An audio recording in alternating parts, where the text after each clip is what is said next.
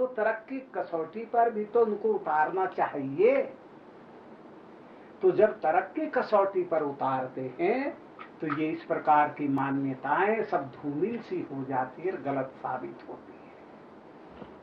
मुझे जो समझ में आ रहा आत्मा परमात्मा, मैं तुम्हारे आत्मा को नहीं छेड़ता, मैं तो अपने आत्मा की बात करता हूँ, तुम्हारे परमात्मा को भी नहीं छेड़ता। जो जितना हिस्से में मेरे आया ना भगवान मैं तो उस भगवान की बात करता हूँ। कम से कम मेरे शरीर के अंदर जितना भगवान है मैं तो अपने उस भगवान की बात करता हूँ, आप अपने की कर लेना। तो ये मेरा भगवान जो है, ये मेरा जो आत्मा है, इसके विषय में जो मैं अध्ययन कर रहा हूँ, समझ रहा हूँ, जान रहा हूँ, तरक्की कसौटी पर उतार रहा हूँ, मुझे तो ऐसा समझ में आता है। अगर आप ज्यादा समझे बैठे हो मेरे से तो मेरी अज्ञानता को, भूल को दूर कर सकते हो, वरना मेरी बात को मान लेना चाहिए और उस पर अमल करना चाहिए। होती है कि हम तो हर वक्त व्यवहार करता हूँ, मैं घर पर जाता हूँ, मैं ऑफिस में जाता हूँ, मैं ये काम करता हूँ, हर वक्त अपने लिए व्यवहार तो करते हैं। तो क्या जब ये हम अपने अंदर व्यवहार करते हैं तो कर्म की उत्पत्ति तो आत्मा के अंदर ही होनी चाहिए। कर्म की उत्पत्ति आत्मा के अंदर अगर हम मानते हैं तो इसका तो मोक्ष होना नहीं, क्योंकि अनादिकाल से कर्म चले आ रहे हैं। अगर इन कर्मों की उत्पत्ति आप चित्त में मान लेते हैं, क्योंकि वृत्तियां चित्त में उत्पन्न होती हैं, तो वृत्ति भी तो कर्म आत्मा की एक व्यवहार ही तो है ना। तो उस कर्म की उत्पत्ति आप चित्त में क्यों नहीं मानते? चित्त में ज्ञान और अज्ञान की उत्पत्ति क्यों नहीं मानते? चित्त की ही वृत्तियां क्यों नहीं मानते? चित्त के ही कर्म और व्यापार क्यों नहीं मानते? अगर यही भूतांति हुई है कि वृत्तियां चित्त की हैं, कर्म चित्त में हो रहे हैं, ज्ञान अज्ञान चित्त में हो रहे हैं और आरोप अपने पर कर रहे हैं।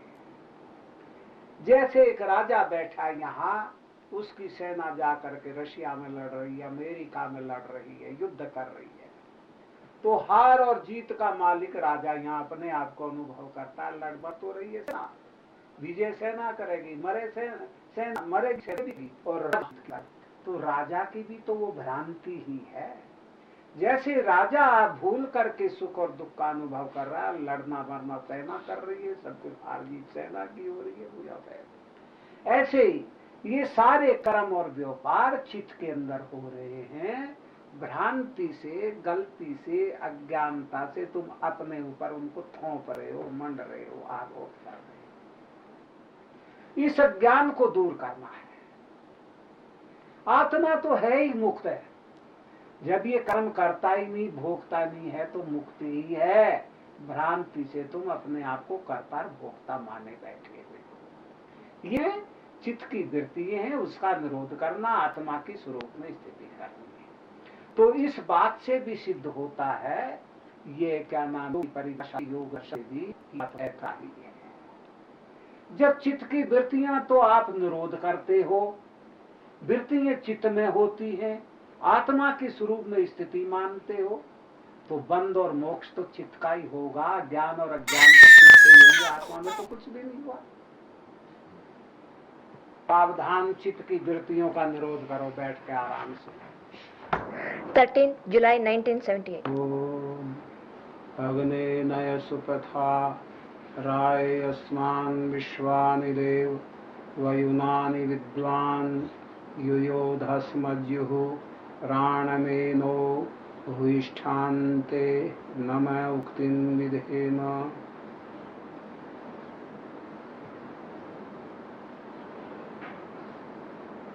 कई दिन से समाधि का प्रसंग चल रहा है।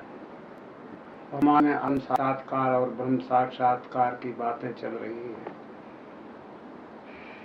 और इसका फल मोक्ष माना गया है।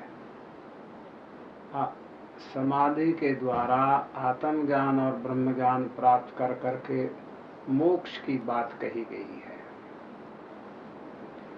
अब मोक्ष के विषय में एक तो मोक्ष ये है, जीवन में रहते हुए जैसे इस देवी को 70 घंटे होने जा रहे हैं, ये भी एक प्रकार की मुक्ति ही है, जिसको जीवन मुक्ति कहा जा सकता है। जीते जी मुक्ति प्राप्त होना ज्यादा अच्छा है। मरने के बाद हमें क्या पता रहेगा कैसी मुक्ति हुई कैसी नहीं हुई। कोई चले गए वो भी नहीं बतलाते आन के मुक्ति की बातें। और वर्तमान को देख करके इस विषय में तो हम सबको परीक्षा देखना चाहिए। जो कोई है तो वो हमें इसी शरीर में, इसी जीवन में और होश हवास रहते हुए प्राप्त होनी चाहिए। जीवन भी बना हुआ है, प्राण शक्ति कार्य कर रही है, होश हवास भी है क्योंकि ज्ञान का अनुसंधान कर रही है, खोज कर रही है। इंद्रियों के वेग भी नहीं सता रहे हैं, टट्टी पेशाब आदि सब बंद है 70 घंटे से। तो इससे बढ़कर के और जीवन मुक्ति क्या हो सकती है। तो ये तो है प्रत्यक्ष प्रमाण। दूसरा रहा आत्मा के विषय की बात अब कर रहे हैं। यदि आप जो कुछ भी धर्म वर्तमान शरीर में है, अगर ये आप शरीर और अंतःकरण, शरीर इंद्रिय और अंतःकरण के ही ये सब धर्म मान लेवें और आत्मा का सन्निधान मान लेवें और आत्मा को एक प्रकार से इन सुख दुख से अलग मान लेवें, क्योंकि ये सब धर्म शरीर के, इंद्रियों के और अंतःकरण के ही है। जिसका आप अनुसरण कर रहे हैं योग दर्शन का, वो भी अंतःकरण की ही वृत्तियां, सब ज्ञान अज्ञान आदि सब ज्ञान को भी, ज्ञान भी एक वृत्ति आत्मा की होती है। आत्म दर्शन ब्रह्म दर्शन आदि ये भी वृत्ति आत्मा की है। तो ये सब अंतःकरण के ही धर्म है। तो इससे तो ये सिद्ध होता है कि बंध और मोक्ष जो है ये अंतःकरण का ही माना गया है। आत्मा तो एक प्रकार से मुक्त ही है। जैसे आप परमात्मा को संसार का रचिता होते हुए, कर्ता होते हुए भी उसको आप मुक्त मानते हैं, उसको आप बंधन में, इस प्रकार इस शरीर में आत्मा भी आप उसी की तरह मुक्त मान लेवें और बंधन में न माने।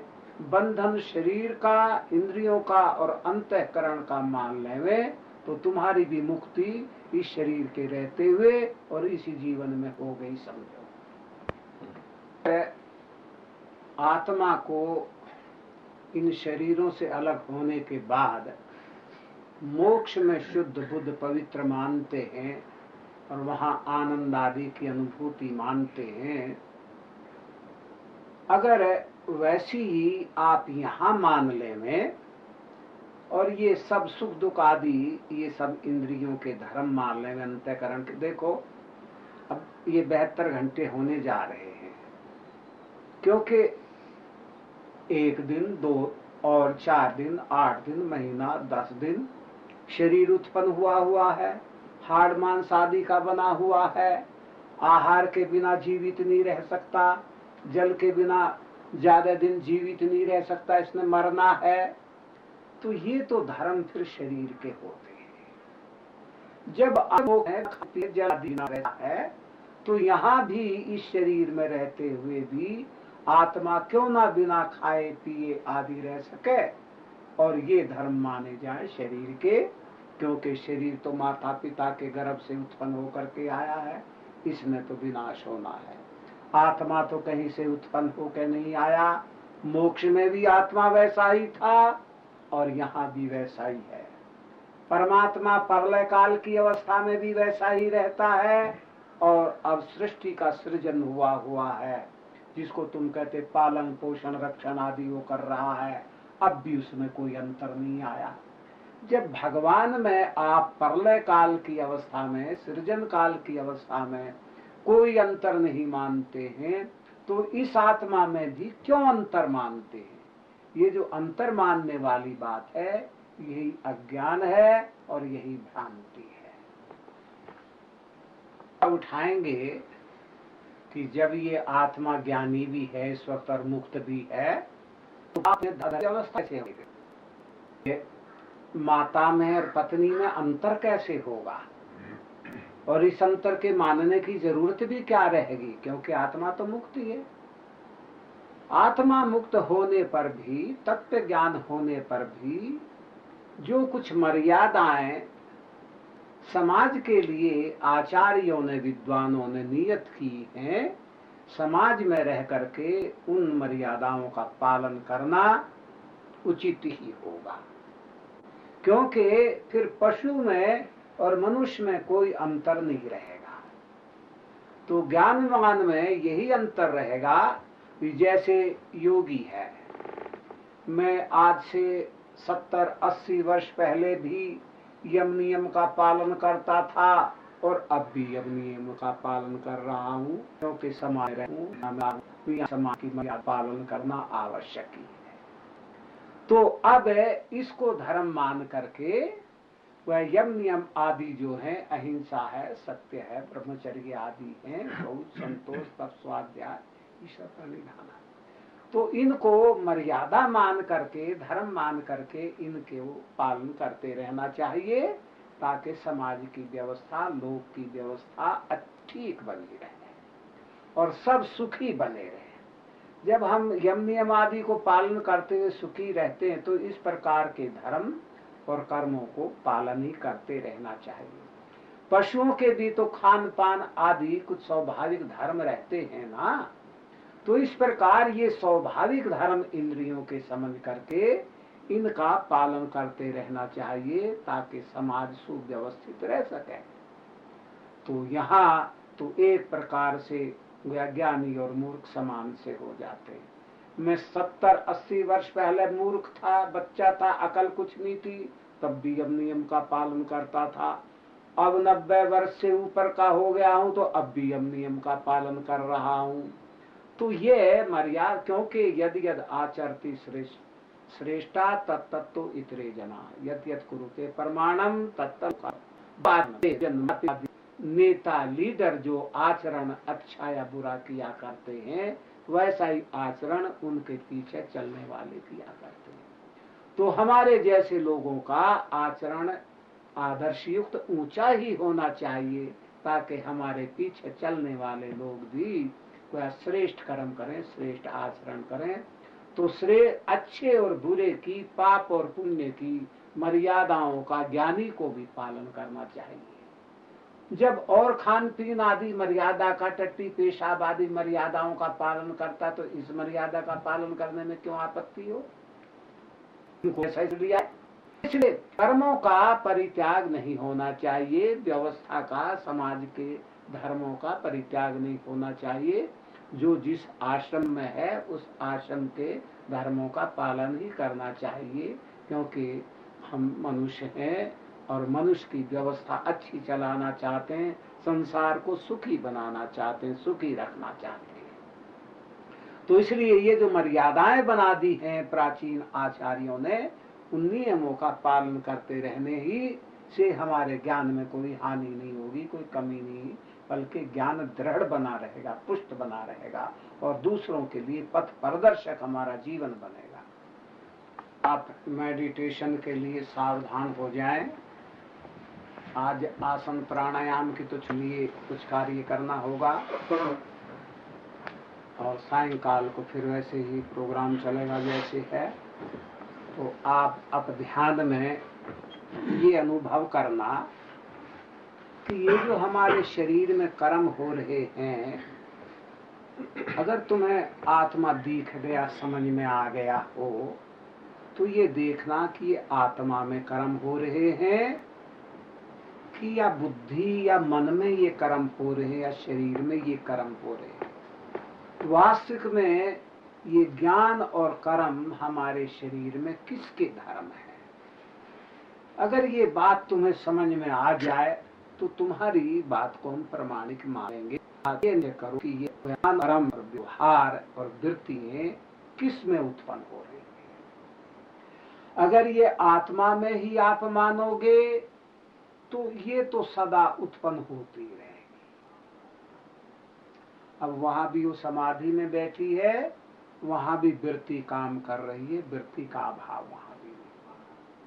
तो वृत्तियों का तो अभाव, संस्कारों का तो अभाव शरीर के रहते हुए होना चाहिए।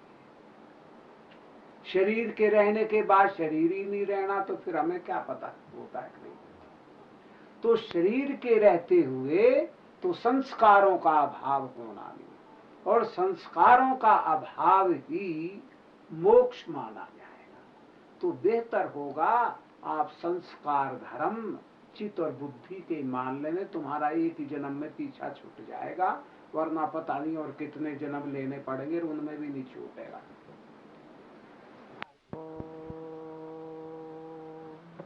प्रजापतिश्चरति गर्भे यंत्र जायमानो बहुधा विजायते तस्य योनिं परिपश्यन्ति धीरा परेत्यस्मान् लोकामृता भवन्ति।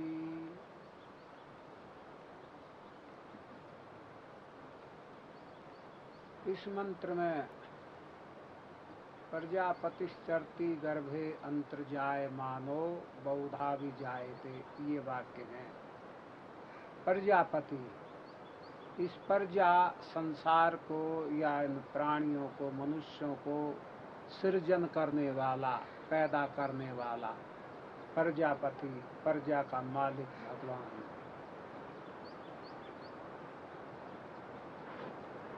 प्रजापति चरती अंतर शब्द आता है। अंतर कहते हैं हृदय में, और गर्भ भी हृदय रूपी गर्भ को कहते हैं। और इस सब हमारे शरीर रूपी गर्भ में भी बढ़ता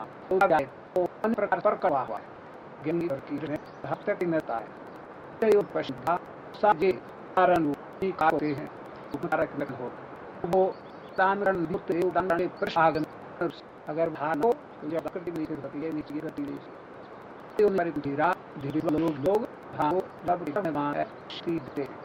समाधि की दृष्टि से अब ये तुम्हारी समाधि लगेगी। अब इसमें देखना, अब ये समझो 1.5 मास होने को जा रहा है। फिर आगे कहा है परेत्यस्मान् लोकामृता भवन्ति, वह जो उस भगवान को समझ लेते हैं और इस सारे संसार या ब्रह्मांड के स्वरूप को समझ लेते हैं, वो परेत्यस्मान् लोकात्, इस लोक से प्रेत्य मर करके या चल कर या गमन कर करके अमृतत्वम, मोक्ष को प्राप्त करते हैं। ये शब्द हैं इस वेद मंत्र के।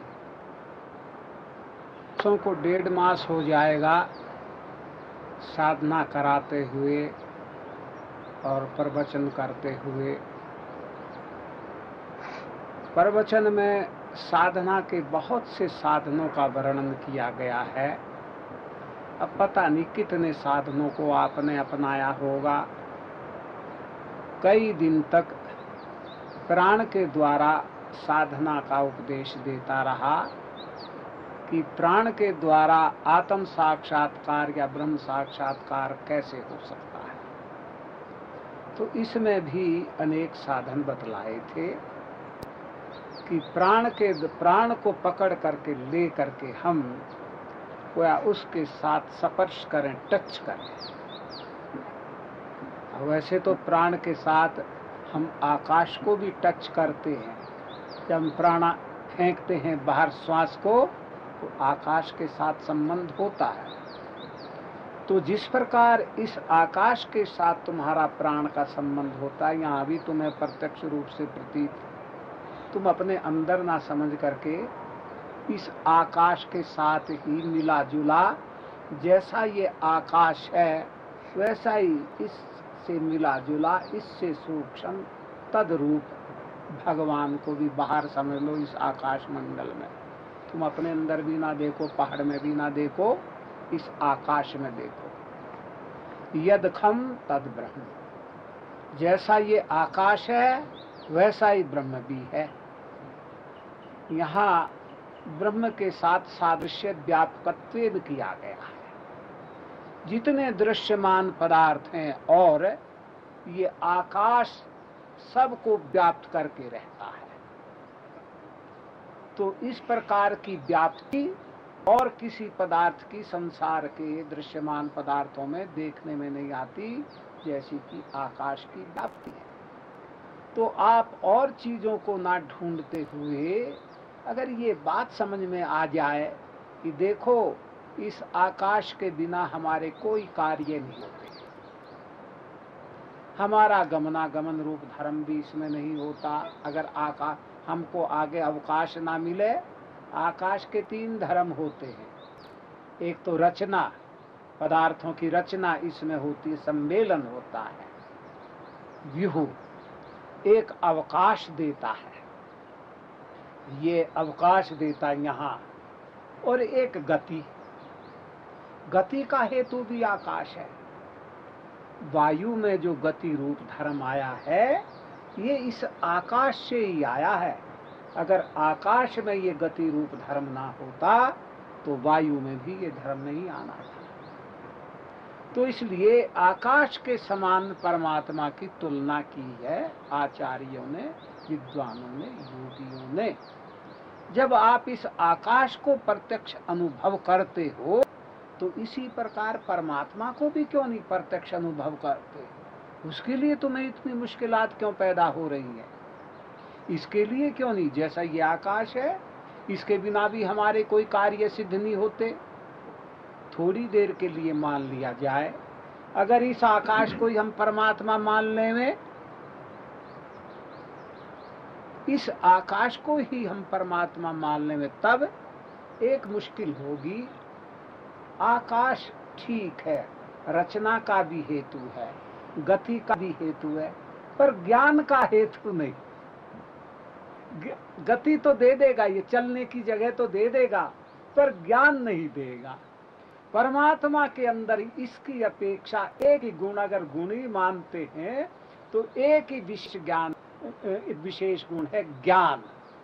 बस ज्ञान को इसके साथ मिला दो, ये आकाश ही तुम्हें भगवान के रूप में प्रतीत होने लगेगा। अब इस प्रकार के परमात्मा के भी आचार्यों को, प्राचीनों को कहूंगा अब तो, क्योंकि अर्वाचीन तो क्लास में हम भी है।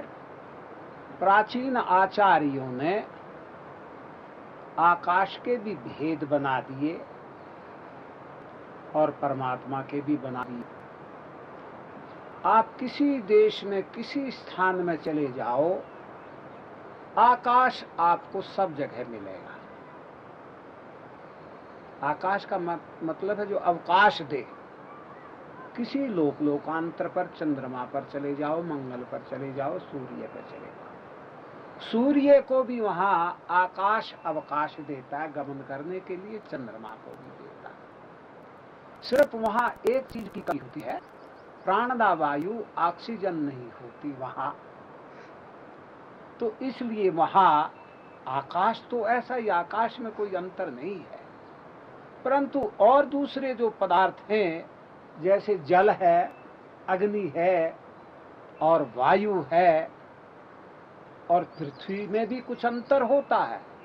जैसे एक पृथ्वी तो ये है जो हमारे लिए वनस्पति औषधि उपजा रही है, पृथ्वी के ऊपर का भाग, और एक पृथ्वी इसके गर्भ में भी है जहां गैस ही जल रही है, और वहां भी पदार्थ होता है, उसको सबको भस्म बनाती रहती है। इसके गर्भ में गैस वर्तमान है, अग्नि रूप में, तो वो इसको उठाए हुए फिर, परंतु आकाश वहां भी वर्तमान है। आकाश में कोई अंतर नहीं है।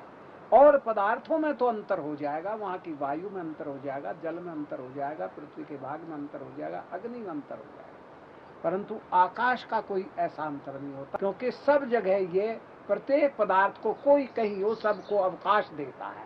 और रचना वहां, क्योंकि परस्पर पदार्थ है, लोहा, तांबा आदि ये धातु में वहां बनती रहती, निर्माण होती रहती, पाकज रूप धर्म बनता रहता है, तो इनको बनने में वहां आकाश देता है। तो आकाश के धर्मों का किसी पदार्थ में जाकर, पृथ्वी में, जल में, अग्नि में, वायु में अभाव नहीं होता। 3 प्रकार के धर्मों का ये तीनों सर्वत्र बने रहते हैं, व्यूह, रचना, आकाश और गति। अब ये परमात्मा में, क्योंकि गति के 3 अर्थ होते हैं, ज्ञान, गमन और प्राप्ति। तो परमात्मा में ज्ञान, गमन, प्राप्ति की बात है। ज्ञान, क्योंकि प्राप्ति तो आकाश में भी है, तो इसलिए इसकी प्राप्ति से हमारे काम चल जाएंगे, परमात्मा की प्राप्ति की बात नहीं बनती। अच्छा, गमन ये अवकाश देता, इससे भी काम चल जाएंगे, प्राप्त होना भी किसी देश में, स्थान पर भी पहुंच जाएंगे। पर ज्ञान की बात आकाश में नहीं मिलती है, क्योंकि ज्ञान जो स्वभाव या धर्म या स्वरूप है वो चेतन का ही है। इसी प्रकार हमारे शरीर में भी आत्मा, जीवात्मा जो वर्तमान है, इसमें भी अवकाश है। पर ज्ञान, गमन, प्राप्ति, यहाँ भी प्राप्ति भी है और गमन भी है। पर अगर इसमें से चेतन का अभाव कर दिया जाए, मुर्दे में ये बात नहीं रहती है। तो इसलिए ज्ञान रूप चेतन जो है, ज्ञान रूप, वो इसमें भी वर्तमान है। इसलिए हमारे सारे कर्म जितने भी हो रहे हैं ज्ञान पूर्वक हो रहे हैं, और ब्रह्मांड में भगवान के भी कर्म ज्ञान पूर्वक ही हो रहे हैं। समय पे ही सूरज निकलता, समय पे ही चलता, समय पर ही इनमें गर्दिशें होती हैं, कोई अंतर तुम्हारा देखने में नहीं आता। हमारे कामों में भले अंतर आ जाए, क्यों कि वो सर्व देश में व्यापक है। हमारे में तो अंतर इसलिए आता, ये एक देशी है। सर्व देशी में ये भेद, गलती का भेद नहीं आता है। और ये जो कभी कभी टकराव हो जाते हैं लोकांतरों के, जैसे एक प्रकार से यहाँ भी तो एक्सीडेंट शहरों में भी तो होते हैं ना टकराव। तो कभी कभी ये गमन करने वाले जो पदार्थ हैं, इनमें परस में आपस में टकराव होता, चेतन में कोई अंतर नहीं आता है। इसी प्रकार हमारे यहाँ भी पदार्थों का शरीर में परस्पर खान पीन आदि, औषधि आदि का परस्पर टकराव होता है प्रत्येक शरीर के देश में, परंतु आत्मा में कोई अंतर यहाँ भी नहीं आता, और चेतना में वहां भी कोई अंतर नहीं आता। तो ये 2 प्रकार की चेतना, छोटा ब्रह्मांड ये शरीर है, बड़ा ब्रह्मांड ये विश्व है। छोटे इस ब्रह्मांड के हम मालिक हैं, इसमें हम दोनों बराबर हैं। चेतना के नाते जैसी चेतना भगवान की है ऐसी ही हमारी है। अगर हमारी चेतना में अंतर होता तो हमारे ये शरीर के कार्य व्यापार नहीं चलते।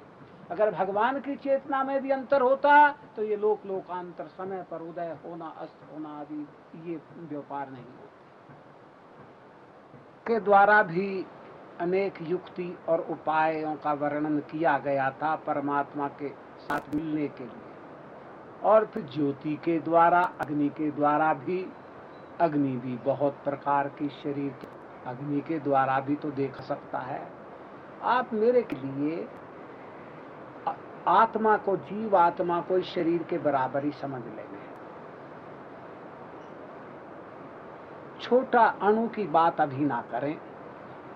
जब अगर इतना बड़ा ये समझ में, क्योंकि जल्दी समझ में आ जाया करती है, छोटी जरा देखने में मुश्किल होती है, उसके लिए बहुत खुर्दबीन, दूरबीन वगैरह लानी। शरीर के ही बराबर आप इसमें आत्मा को समझिए।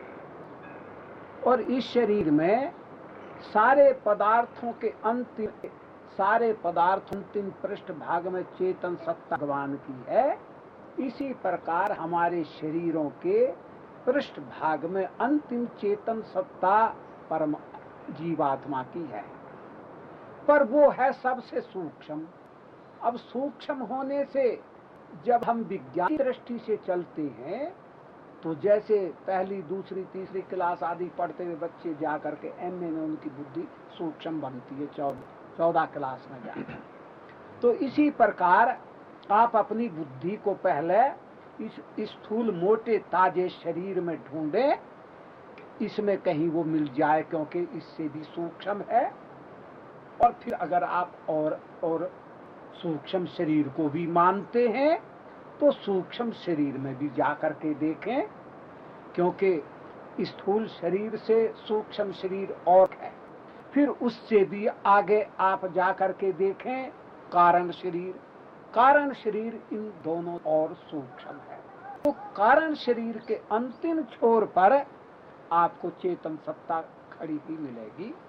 जैसे ये आकाश मंडल में आप आते हैं, पहला आप भाग लो पृथ्वी का, पृथ्वी को उल्लंघन करके पृथ्वी के गर्भ में से निकल करके फिर आप जल के गर्भ में आएंगे, क्योंकि पृथ्वी को संगठित जल ने किया हुआ है। अगर जल उसमें से निकाल दोगे तो बिखर बिखर के कण कण होकर के परमाणु के रूप में, एटम के रूप में आकाश में उड़ जाएगी। तो उससे सूक्ष्म जल है, जल ने उसके गर्भ में प्रवेश कर करके उसके परमाणुओं को, उसके अणुओं को संगठित कर दिया। और इन दोनों से, जल से सूक्ष्म अग्नि है, उन संगठितों को पाकज रूप धर्म इसने पैदा किया। पृथ्वी में भी धातुओं आदि अनेक पदार्थों के पकाने का, पाक का काम अग्नि करती है। और हमारे शरीर में भी अग्नि ही सारे पदार्थों का, सारी धातुओं का, स्थूलों का भी, सूक्ष्मों का भी, कारणों का भी अग्नि ही पाक करती है। तो एक अवस्था से दूसरी अवस्था में जाना, तो उनसे सूक्ष्म अग्नि है। फिर अग्नि से भी और सूक्ष्म जो प्राण शक्ति है, वायु शक्ति है, ये लोग तो नहीं मानते, ये तो विद्युत को सूक्ष्म मानते भौतिक विज्ञानवादी। परंतु अब इनसे पूछना, वो जो एनर्जी आई है तुम्हें एटम के बाहर, वो क्या चीज है, क्या पता उसी को ना ये कहने लगे। फिर अभी तो बहुत से आदमी उसी को चेतन, पर चेतन तो उससे बहुत आगे की बात है। ये तो केवल एटम का विस्तार हुआ, वो इतनी बड़ी सूक्ष्म चीज एटम में इकट्ठी हुई थी, अब उसको तोड़ा है, वो फैली है। जैसे कोई चीज पीसने से किसी में घोल दी जाए, वो एटम पीस करके घोल करके फैलाया है आकाश मंडल के अंदर। अभी तो आकाश से भी सूक्ष्म और बहुत पदार्थ पड़े हैं। अभी उस एनर्जी पे कहाँ रुकेंगे ये, क्योंकि प्रत्यक्षवादी तो ये अग्नि जो है ये इनसे भी सूक्ष्म है, इनसे सूक्ष्म है वायु। चंद्रलोक, सूर्य लोक आदि में अग्नि तो वर्तमान है, परंतु वैसी प्राणदा वायु नहीं है, इसलिए वहां जीवन नहीं रहता। चंद्रलोक पर, मंगल आदि पर, सूर्य पर वहां प्राणदा वायु नहीं है, प्राण के रूप में इस प्रकार की वायु नहीं है जो जिसको आप ऑक्सीजन कहते हैं, वो चीज वहां नहीं। तो ये वायु भी, इसके 48 प्रकार के भेद हैं और 49वां भेद जाकर के ये प्राणदा वायु है जो जीवन का आधार बनती है। तो इस प्रकार की वायु वहां नहीं होती, इसलिए वहां शरीरों का आवास या निवास नहीं होता। अब इससे भी सूक्ष्म, वायु से भी सूक्ष्म इस आकाश की बात कही है। तो इस प्रकार अब चले आप विज्ञान की दृष्टि से, पहली दूसरी क्लास पढ़ते हुए पहले स्थूल शरीर में देखा, वहां भी आत्मा नहीं है। फिर सूक्ष्म शरीर में जाकर देखा, वहां भी नहीं है। फिर कारण शरीर में जाकर पहुंचा, फिर आपको बात समझ में आई। जैसे वहां से पृथ्वी में चले, जल में आए, अग्नि में आए और वायु में, फिर अंत में आकाश को आन करके आपने पढ़ा।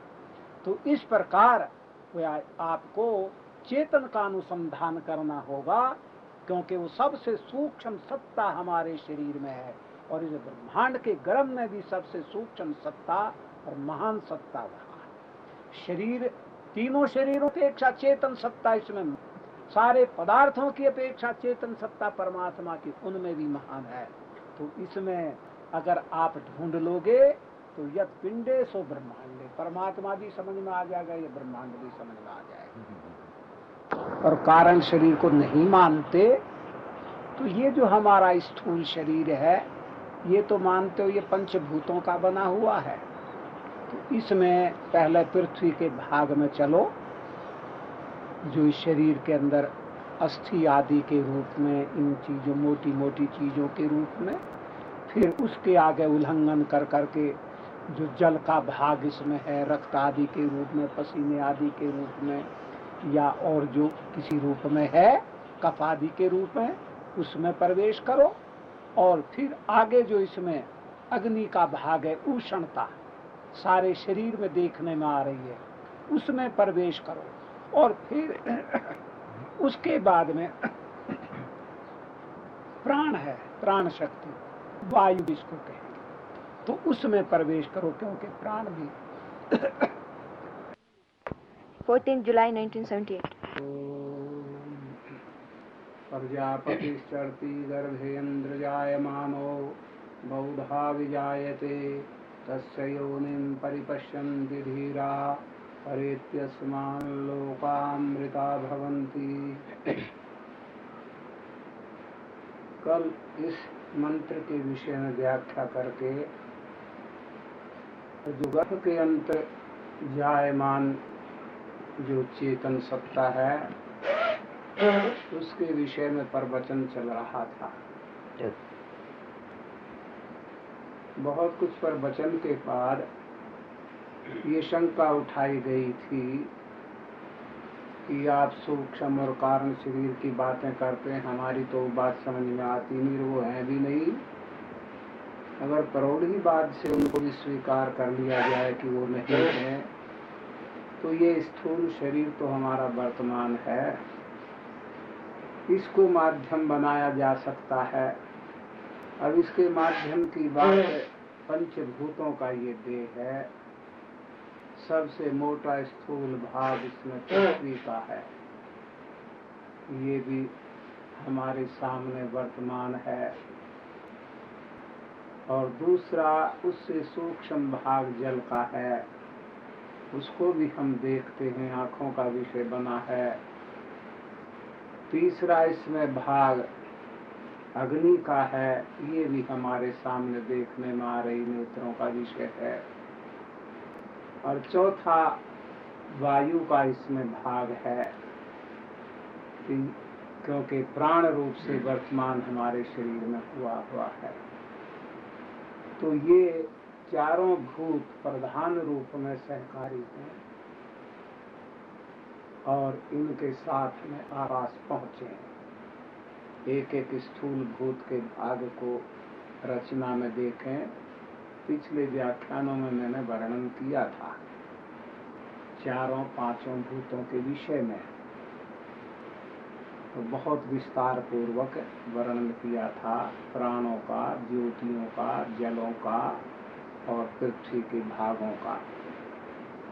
तो उन संस्थानों में, उन स्थानों में, क्योंकि ये पंचभूत हमारे देह में प्रधान संस्थानों में शरीर में ठहरे हैं। जैसे उपनिषदकारों ने प्राण को ही 10 विभाग करके 10 स्थान बतला दिए हैं, और इसी प्रकार अग्नि के भी 10 विभाग कर करके इसमें भिन्न भिन्न स्थान बतलाए हैं, मैंने ही बतलाए थे। ऐसे जल के भी विभाग करके 10 स्थान बतलाए, और पृथ्वी के।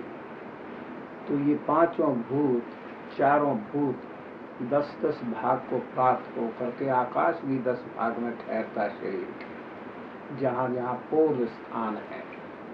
तो इन सब स्थानों में शरीर में ठहरे हुए हैं ये सब भूत। एक तो ये क्रम है कि हम स्थूल से सूक्ष्म की ओर जाएं, तभी बात कुछ बने, क्योंकि स्थूल बुद्धि के हैं, मोटी बुद्धि है, मोटी बात पहले समझ में आएगी।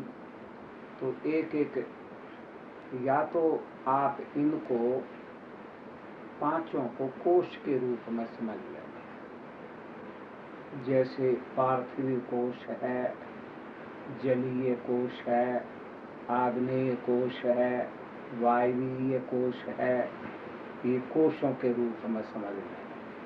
अंत में आकाश के कोश में ये ठहरे हुए।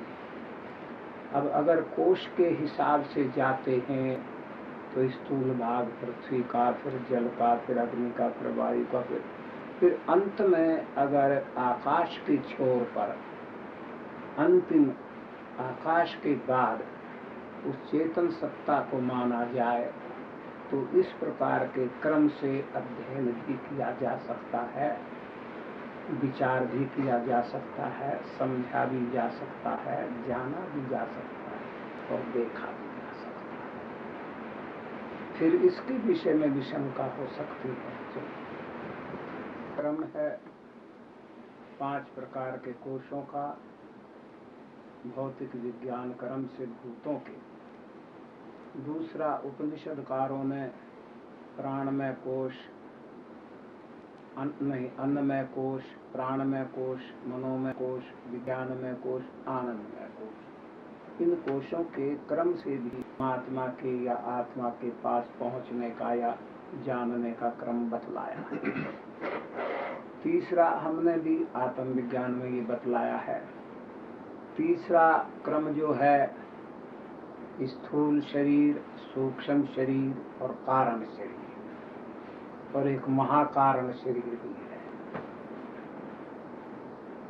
ये जो जिस कारण शरीर का हम वर्णन कर रहे हैं, जहाँ चित्त का आवास माना गया है, हमने भी अपने ग्रंथों में इसका वर्णन किया है।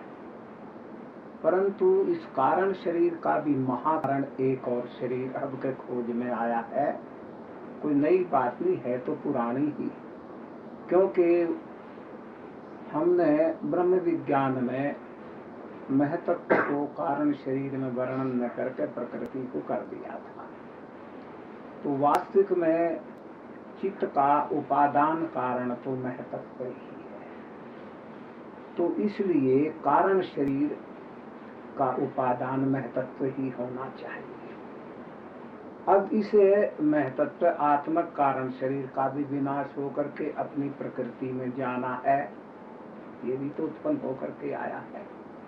तो एक और चौथा महाकारण शरीर आ जाता है, वो प्रकृति की साम्य अवस्था। तो साम्य अवस्था में 2 शक्तियां वर्तमान रहती हैं, चेतन और जड़ प्रकृति। सब कार्य संसार विनाश भाव से प्राप्त होते। तो चौथे उस कारण शरीर में जाकर के वहां सर्वव्यापक चेतन सत्ता की इतने सूक्ष्म कर्म से गया वहां साक्षात्कार करना है। एक ये भी कर्म है, वो 5वां कोश सा बन जाता है अंत में जाकर के, अगर उस चेतन को भी कोश का ही रूप माना जाए। उपनिषदकारों ने भी तो आनंदमय कोश को ही वहां भी चेतन को कोश के रूप में मान लिया है। तो ये इस प्रकार के क्रम है, या ये भूतों जैसे 5 प्रकार के ये शरीर अभी बतलाए, फिर पंचकोश बतलाए, फिर ये और महाकारण शरीर आदि ये कोश बतलाए। तो ये भी क्रम है गोया चेतन के समीप पहुंचने का। पर इनसे भिन्न भौतिक विज्ञानवादी तो इन बातों को मानते नहीं, मैं तुम्हारे सूक्ष्म शरीर को, और न कोई इनसे परे कोई ऐसी मैटर, कोई प्रकृति है और सूक्ष्म, उसकी बात नहीं करते। चलो थोड़ी देर के लिए हम भी मान लेते हैं, हम भौतिक विज्ञानवादियों के सिद्धांत को प्रौढ़ीवाद से स्वीकार कर करके हम ये पूछते हैं कि चलो तुम्हारे विचार को मान करके ये जो पंचभूतों से तुम शरीर देह का निर्माण मानते हो,